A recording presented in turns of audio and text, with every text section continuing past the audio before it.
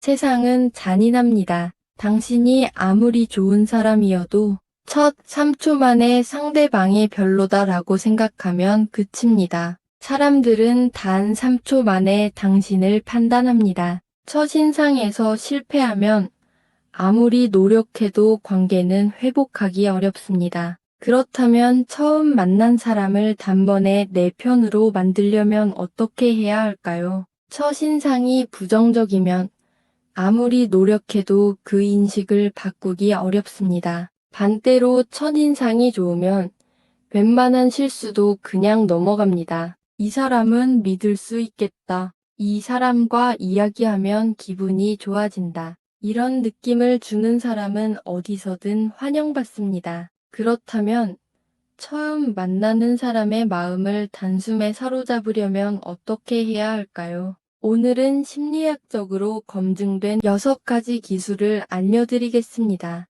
이 기술을 알면 직장에서도 인간관계에서도 심지어 처음 보는 사람에게도 신뢰를 얻을 수 있습니다. 이 영상을 끝까지 보시면 당신의 인간관계가 완전히 달라질 것입니다. 지금부터 시작하겠습니다. 첫 번째, 초두 효과. 우리는 누군가를 처음 볼 때 3초 안에 첫인상을 결정합니다. 심리학에서 초두 효과란 개념이 있습니다. 첫인상인 뇌리에 강하게 남아 이후의 판단을 좌우하는 현상입니다. 처음 이미지는 시간이 지나도 쉽게 바뀌지 않죠. 한 회사에서 신입사원 면접을 봤습니다. 2명의 지원자가 있었는데 한 사람은 미소를 지으며 또렷한 목소리로 인사했고 다른 한 사람은 무표정하게 앉아서 작게 인사했습니다. 결과는 어땠을까요? 첫 번째 지원자는 면접관들에게 좋은 인상을 남겨 긍정적인 질문을 받았고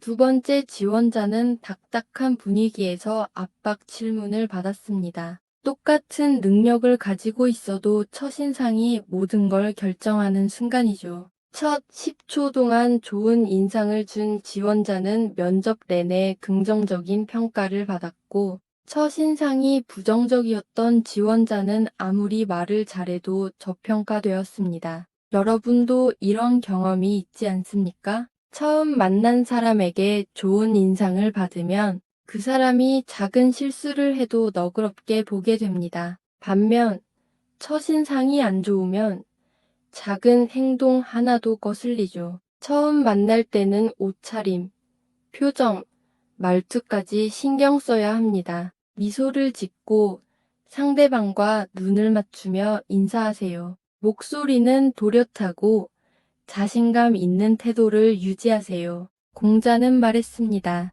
말 한마디가 사람을 살리고 말 한마디가 사람을 죽인다. 첫 만남에서 어떤 말과 태도를 보이느냐가 이후 관계를 결정합니다. 두 번째, 미러링 효과. 사람들은 자신과 비슷한 사람에게 친밀감을 느낍니다. 이를 심리학에서는 미러링 효과, 미러링 이펙트라고 합니다. 미국에서 진행된 한 실험이 있습니다. 참가자들에게 2명의 상담사를 소개하고 선택하게 했습니다. 첫 번째 상담사는 자연스럽게 참가자의 말투와 몸짓을 따라 했습니다. 두 번째 상담사는 자신의 방식대로만 대화했습니다. 결과는 첫 번째 상담사를 선택한 사람이 압도적으로 많았습니다. 왜일까요? 이 사람이 나를 이해하고 있다는 느낌이 들었기 때문입니다. 상대방의 말투,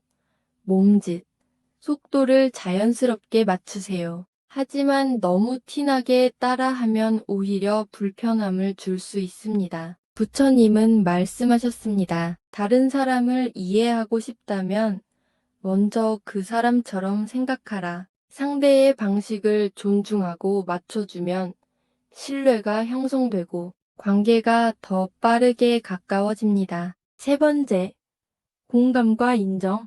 우리는 본능적으로 자신을 이해해주는 사람에게 끌립니다. 공감 능력이 뛰어난 사람은 어디서든 환영받습니다. 나포르란 상대가 나를 믿고 편안함을 느끼게 하는 기술입니다. 이 기술을 사용하면 누구든 내 편이 됩니다. 어느 날, 한 여성이 직장에서 힘든 하루를 보낸 후 친구를 만났습니다. 그녀가 오늘 정말 힘들었어.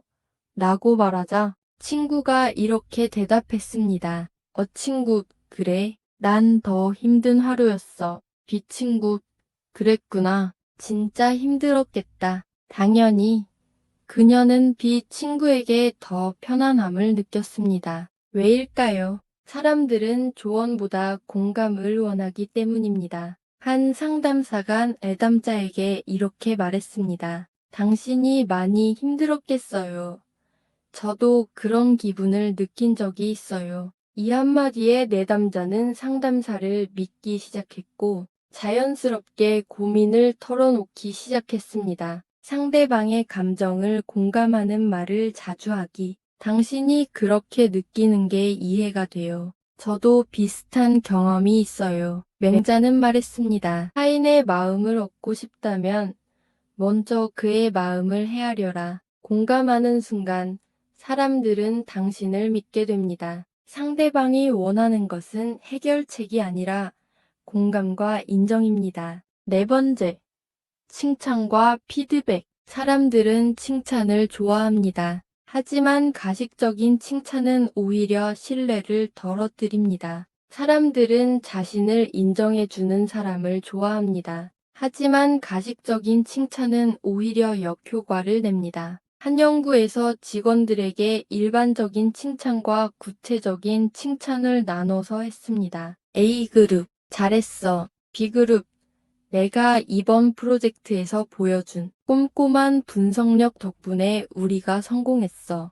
결과는 B그룹 직원들의 동기부여가 훨씬 높았습니다. 구체적이고 진심이 담긴 칭찬이 사람을 움직이는 것입니다. 한 직원이 상사에게 이렇게 말했습니다. 과장님, 오늘 넥타이가 정말 멋지네요. 하지만 상사는 냉랭하게 대답했습니다. 왜일까요? 칭찬이 진심이 아니라는 걸 느꼈기 때문입니다. 상대의 행동, 노력, 태도를 진심으로 인정하기. 당신 덕분에 분위기가 더 좋아졌어요. 당신의 노력 덕분에 좋은 결과가 나왔어요. 내가 보여준 노력, 정말 대단했어. 맹자는 말했습니다. 사람들은 칭찬에 의해 성장한다. 그러나 거짓된 칭찬은 사람을 망친다. 진심이 담긴 인정이 관계를 깊게 만듭니다. 다섯 번째, 스토리텔링. 우리는 논리적인 설명보다 스토리 이야기에 더 강한 인상을 받습니다. 한 사업가가 투자를 받으려고 했습니다. 그는 숫자로만 설명하는 대신 자신의 경험을 이야기했습니다. 저는 어릴 때 가난했습니다. 어머니가 작은 가게를 운영하며 저를 키웠어요. 그때부터 저는 모든 사람이 경제적으로 독립할 수 있도록 돕고 싶다는 꿈을 가졌습니다. 투자자들은 그의 스토리에 감동했고 결국 투자가 성사되었습니다. 내 경험을 이야기할 때 숫자보다 스토리를 강조하기, 상대방이 감정을 느낄 수 있도록 생생한 표현 사용하기. 공자는 말했습니다. 지식을 전달하려면 먼저 마음을 움직여라. 이야기가 있는 사람은 사람의 마음을 움직입니다. 여섯 번째, 피그말리온 효과. 사람은 누구나 자신을 믿어줄 때 실제로 더 나은 사람이 됩니다. 이 현상을 심리학에서는 피그말리온 효과라고 합니다. 한 초등학교에서 학생들에게 무작위로 우수학생 딱지를 붙여주었습니다. 그런데 몇 개월 후에 실제로 이 학생들의 성적이 눈에 띄게 향상되었습니다. 교사들이 너는 특별해 라고 믿어줬기 때문입니다. 너는 할 수 있어. 나는 내 가능성을 믿어. 내가 가진 장점이 정말 많아. 부처님은 이렇게 말씀하셨습니다. 당신이 믿는 대로 인생이 펼쳐진다. 자신을 의심하지 마라. 오늘 기술 중에서 여러분이 가장 실천하고 싶은 것은 무엇인가요? 혹시 주변에서 이 기술을 잘 활용하는 사람이 있나요? 댓글로 여러분의 경험을 공유해 주세요. 이 기술을 한 가지라도 실천하면 사람들과의 관계가 놀랍도록 달라질 것입니다. 오늘도 영상 봐주셔서 감사합니다. 좋아요와 구독, 알림 설정 부탁드립니다. 감사합니다.